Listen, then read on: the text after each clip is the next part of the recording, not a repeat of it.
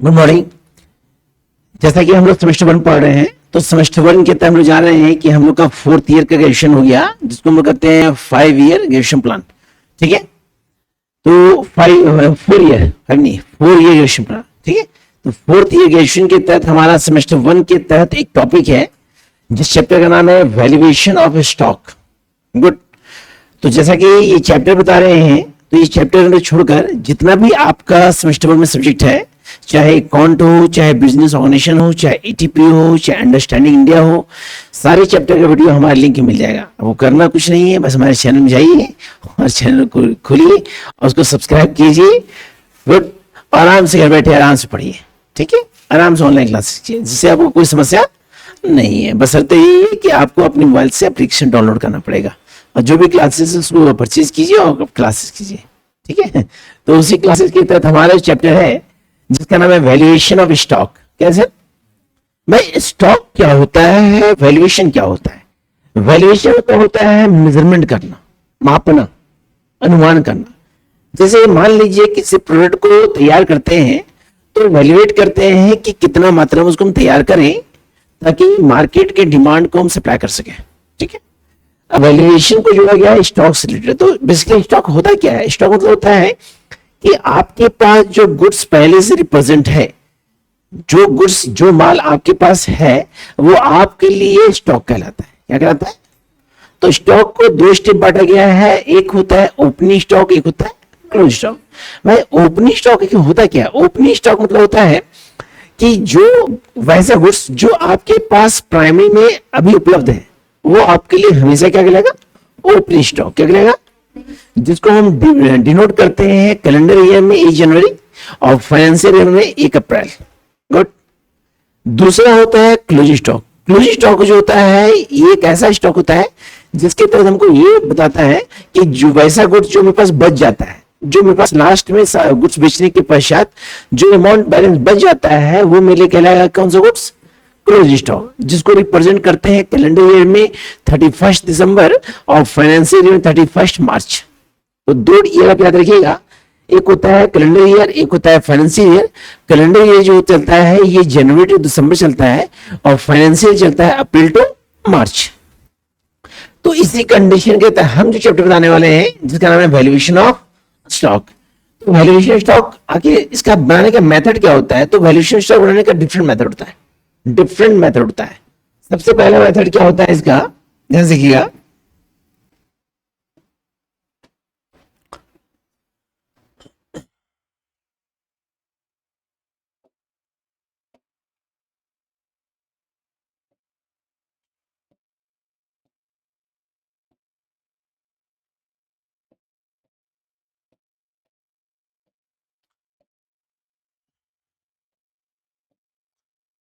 Valuation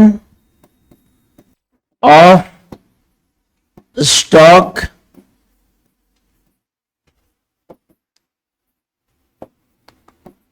valuation of stock निकालने का विधि जो होता है उसमें डिफरेंट मेथड होता है।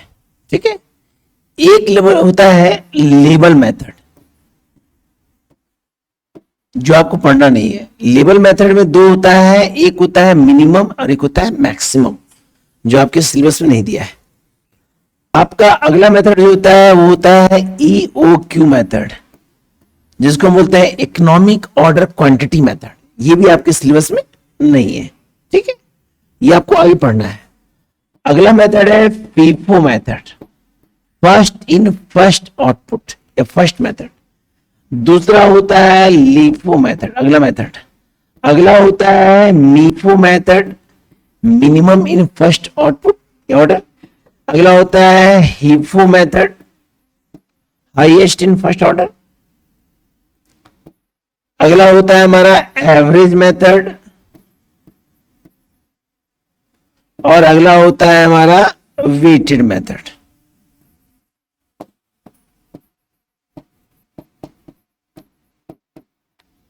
Weighted method. तो ये डिफरेंट मेथड है जिसके आधार पे हम वैल्यूएशन स्टॉक को मेजरमेंट करते हैं कि हमारे पास जो स्टॉक है उस स्टॉक को कैसे मेजरमेंट करें ताकि पता चले कि मेरे पास कितना स्टॉक है। कितना स्टॉक है। तो डिफरेंट मेथड है जिसमें आपको लेबल मेथड दो तरह से होता है, एक होता है मिनिमम और एक होता है मैक्सिमम, जिसको कहते हैं मिनिमम स्टॉक लेवल और मैक्सिमम स्टॉक लेवल। एक होता है ईओक्यू जो बताता है इकोनॉमिक ऑर्डर क्वांटिटी, आर्थिक आदेश मात्रा, लेकिन आपके सिलेबस में ये दो मेथड नहीं पढ़ना है, आपके सिलेबस में दो मेथड नहीं पढ़ना, ये पढ़ना है सर अगले नेक्स्ट सेमेस्टर में, अगले सेमेस्टर में जाएंगे सर, तो आपको कुछ सेमेस्टर 5 सेमेस्टर में 6 सेमेस्टर में आपको टॉपिक पढ़ना है। अब हमारा सिलेबस बता रहा है फीफो मेथड। फीफो मेथड होता क्या है? फीफो होता है हमारा first in first output. Good, first in first output method ये बताता है कि जब आप किसी प्रोडक्ट को सेल करते हैं, क्या करते हैं, तो आपके पास जो गुड्स पहले से है, जो स्टॉक पहले से है, उस स्टॉक में से जो कंज्यूमर आपके पास आता है परचेज करने के लिए, उस कंज्यूमर को जो गुड्स आप दे रहे हैं, उस गुड्स में पहला गुड्स को आप दे रहे हैं। जैसे मान लीजिए आपके पास दुकान में 5 स्टॉक है, कितना स्टॉक है? अगर कंज्यूमर आता है और फीफो यूज करते हैं तो आप क्या करते हैं, पहला स्टॉक से उसको माल दे देते हैं। अगर पहला स्टॉक में नहीं दे पाते हैं तो दूसरा स्टॉक खाली करते हैं, दूसरा खत्म हो जाता है तो तीसरा देते हैं, मतलब स्टार्टिंग कहां से करते हैं, फर्स्ट से। गुड, ये फीफो होता है। तो पूरे वैल्यू स्टॉक बनाने के तहत हमारा एक फॉर्मेट होता है जिसको ऊपर लिखते हैं हम लोग material cost control, material cost control. Good, और यहां पे उस मेथड का नाम लिखेंगे, मान लीजिए फीफो है तो फीफो लिखेंगे। उसके बाद एक फॉर्मेट बनाएंगे, फॉर्मेट क्या रहेगा, ये कॉलम होगा डेट कॉलम, क्या होगा सर, डेट कॉलम। अगला कॉलम होगा मेरा परचेज कॉलम, अगला कॉलम क्या होगा सर, परचेज कॉलम। अगला कॉलम जो होगा वो आपका इश्यू कॉलम होगा, अगला बैलेंस होगा। इसको हम दो पार्ट में तोड़ देंगे।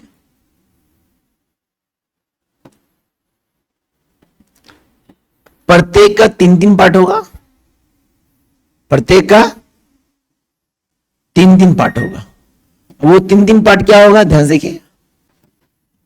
सबसे पहले यहां लिखेंगे डेट, क्या लिखेंगे, यहां लिखेंगे परचेज, क्या लिखेंगे सर, यहां पे लिखेंगे इश्यू, और यहां पे लिखेंगे कितना बैलेंस स्टॉक बचा।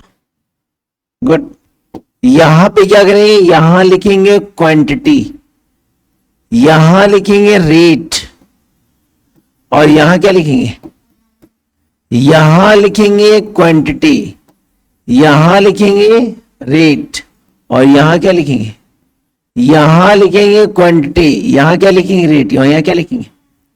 इसी फॉर्मेट में क्या करेंगे हम लोग, क्वेश्चन को सॉल्व करेंगे, इसी फॉर्मेट में क्वेश्चन को सॉल्व करेंगे। ठीक है, सबसे इंपॉर्टेंट जो होता है इसका फॉर्मेट टेबल होता है। इस टेबल के तहत आप समझ लीजिएगा, पहला कॉलम होगा डेट, दूसरा होगा परचेज, तीसरा होगा इश्यू, और चौथा होगा बैलेंस।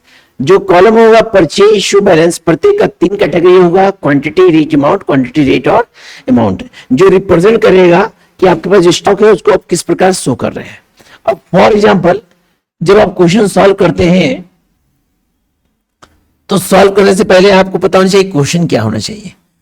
तो आप याद रखिए, क्वेश्चन जो रहेगा यहां लिखा रहेगा परचेज, क्या लिखा रहेगा, और यहां लिखा रहेगा इश्यू, क्या लिखा रहेगा। गुड, यहां लिखा रहेगा डेट, यहां लिखा रहेगा क्वांटिटी, और यहां लिखा रहेगा रेट। इश्यू कॉलम में केवल आपका डेट होगा और क्वांटिटी होगा, डेट होगा और, तो आप एक बात को माइंड में सेव रख लीजिएगा कि जब किसी भी क्वेश्चंस में आपका रेट नहीं होगा, जब किसी भी क्वेश्चंस में रेट, तो हर कंडीशन में क्या कहलाएगा, इश्यू कहलाएगा, क्योंकि इश्यू में रेट नहीं होता है, हमेशा रेट कहां होता है, परचेज में होता है। और जब भी क्वेश्चन बनाएगा जो डेट वाइज बनाएगा, डेट वाइज मतलब होता है 1 2 3, जैसे डेट हो, अब एक के बाद 3 ही तारीख तो 3 यूज करेंगे, 5 है तो 5 यूज, ये नहीं कि डेट आगे पीछे यूज करेंगे, सीरीज वाइज। तो मान लीजिए क्वेश्चन में डेट आपका दिया है, साल दिया है 2015, जनवरी 1।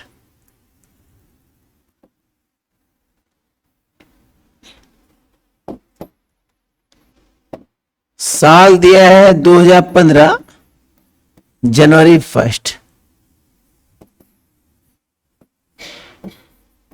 क्वांटिटी दिया है 500, रेट दिया है 6 का रेट। फिर 2 तारीख को दिया है 400 क्वांटिटी, 5 का रेट। फिर 3 तारीख को आपको दिया है 400 क्वांटिटी और 4 तारीख को दिया है 100 क्वांटिटी।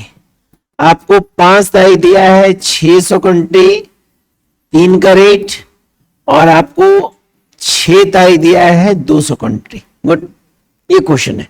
तो टोटल आपका 1 से 6 तारीख है, जिसमें परचेज 3 स्टेप है और इश्यू 3 स्टेप में है। अब डिपेंड करता है कौन कौन डेट से हमारा दिया हुआ है। गुड, तो सबसे पहले आप तारीख में साल लिखेंगे 2015। साल कितना था हमारा? 2015।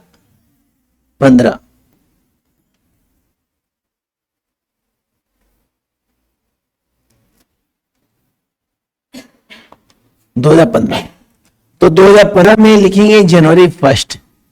क्या लिखेंगे? तो भाई अकीम पास कितना स्टॉक आ रहा है परचेज के? रेट कितने का है सर? तो ये होता है 3000। कितना होता है? इश्यू तो दिया नहीं है, बैलेंस बताता है कितना स्टॉक है। तो बैलेंस बता रहा है कि 500 क्वांटिटी है, 6 का रेट है, ये हो गया 3000। 2 तारीख को फिर स्टॉक आ रहा है 400। कितना आ रहा है सर? कितना रेट से? 5 के रेट से। कितना हो गया? 2000। बैलेंस बताएगा पहला स्टॉक कितना था, कितना रेट, कितना हो गया। अगला स्टॉक कितना है सर, कितना रेट है, कितना हो गया। इसको हम लॉक करेंगे। इसको क्या करेंगे सर? फिर 3 तारीख को माल मेरे पास फिर आ रहा है, जा रहा है। कितना जा रहा है सर? 400 जा रहा है। कौन जा रहा है सर? मेथड मेरा FIFO है। तो मेरे पास जो स्टॉक बचा है 3 के पहले 2 तारीख में, तो 2 स्टॉक है, 500 और 400। तो हमको खाली करना है कितना स्टॉक? 400। तो इस 500 से लेंगे कितना सर? क्योंकि मेथड है FIFO। मेथड कौन है? रेट लिए 6 का, तो 6 जो कितना हो गया सर? यहां बचा 100, कितना रेट, ये कितना हो गया। फिर हमारा ये 400 अपनी जगह, कितना रेट, ये कितना हो गया? 2000। कितना हो गया? लॉक कर दिए। अब 4 तारीख को फिर आया स्टॉक, जा रहा है। कितना जा रहा है सर? कितना जा रहा है सर? तो 100 जा रहा है, तो इससे लेंगे फर्स्ट से 100 लिए। कितना रेट से? 6 का रेट से। कितना हो गया? यहां स्टॉक कितना बचा, कितना रेट, कितना हो गया। फिर 5 तारीख को स्टॉक आ रहा है, कितना आ रहा है, कितना रेट, कितना हो गया। तो पहले का स्टॉक कितना था मेरा, अगला कितना हुआ, इसका रेट कितना है, अगला रेट कितना था, ये हो गया 2000, ये हो गया 1800। तो फर्स्ट आखिर कौन है? 400 है। अब 6 तारीख को फिर गोडाउन खाली हो रहा है, कितना, 200। कितना खाली हो रहा है? 200। तो 200 जाएगा, तो 200 किससे लेंगे? 400 से। 5 का रेट हो गया 1000। यहां बचा कितना, 400, 200, 200 बचा। ये 600 अपनी जगह, 5 का रेट और ये 3 का रेट। ये हुआ 1000 और ये हुआ 1800। कितना हुआ? अब करना कुछ नहीं है, ये 2800 हो जाएगा, जोड़ दीजिएगा और ये अमाउंट जोड़ दीजिएगा। मतलब कंप्लीट लास्ट में क्या करना है, आपको इसका अमाउंट जोड़ देना है और इश्यू का जो अमाउंट है उसको जोड़ देना है। ये आपका एक्चुअल आंसर मिल जाएगा। तो ये हो गया हमारा कौन मेथड, FIFO मेथड। कौन मेथड? जस्ट इसका उल्टा हमारा कौन है, LIFO है। क्या सर? तो LIFO में करना क्या है सर, फॉर एग्जाम्पल मान लीजिए हमारा क्वेश्चन से रहेगा, मान लीजिए क्वेश्चन वही है, मान लीजिए कुछ नहीं है हमारा, कैसे बनाएंगे इसको सर, देखिए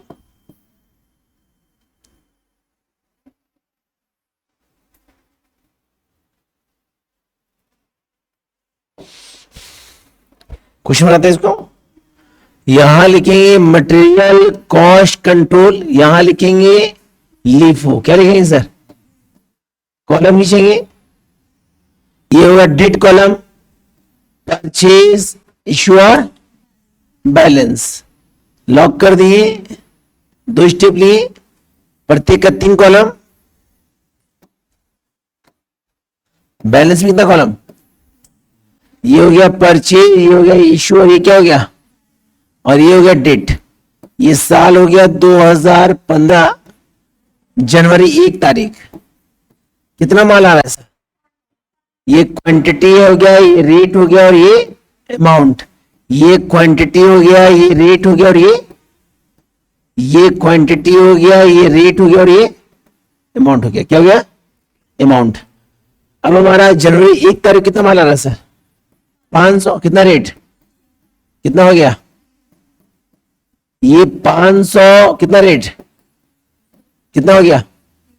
फिर 2 तारीख को माल आ रहा है, कितना आ रहा है सर, 400 आ रहा है। कितना रेट, 5 का रेट, ये 2000 हुआ नील, ये 500 अपनी जगह, कितना रेट, 3000।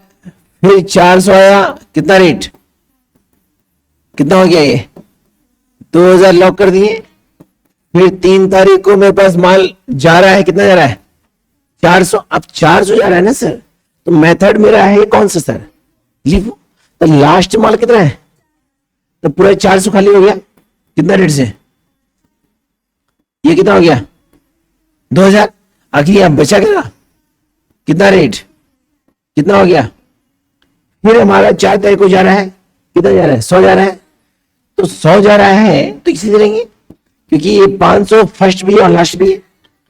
ये 500 जो है वो फर्स्ट भी, और कितना रेट, कितना हो गया, 600। यहां बचा कितना, कितना रेट, कितना हो गया, 2400। कितना हो गया सर। फिर अगला हमारा 5 तारीख को है, तो 5 तारीख को कितना स्टॉक आ रहा है सर, कितना रेट से, 6 दिया 1800। नील, पहले वाला माल कितना, कितना रेट, कितना 2400। बाद में आया 600, कितना रेट, 1800 लॉक कर दिए। फिर 6 तारीख को माल जा रहा है, कितना 200। तो 200 किससे खाली करेंगे, लास्ट। तो 200 खाली किया, कितना रेट, तो कितना हो गया, 600। आगे यहां बचा कितना, कितना रेट, और यहां पे कितना बचा, 400। 600 में गया 200, तो 400 बचा। कितना रेट, 3 का रेट। ये कितना रेट होगा सर, ये 6 रेट होगा सर। कितना रेट होगा, तो ये हो गया 1200, और ये भी कितना हो गया, ये जोड़ दिए 2400 हुआ। यहां से, हाँ हाँ, यहाँ 2400 से, यहां पे हम गुना गलत किए हैं। यहां हो जाएगा आपका 2400, यहां हो जाएगा आपका 2400, यहां हो जाएगा 1200, ये हो गया 3600। कितना हो गया, और इस कंडीशन में अमाउंट को जोड़ दीजिए, तो 6 6 12 3200। तो ये कंडीशन था। तो हम आपको बताएं 2 कंडीशन बताएं, फीफो और लीफो। तो इस टॉपिक को देख लीजिए, बाकी नेक्स्ट टॉपिक को अगली वीडियो में बताएंगे सर।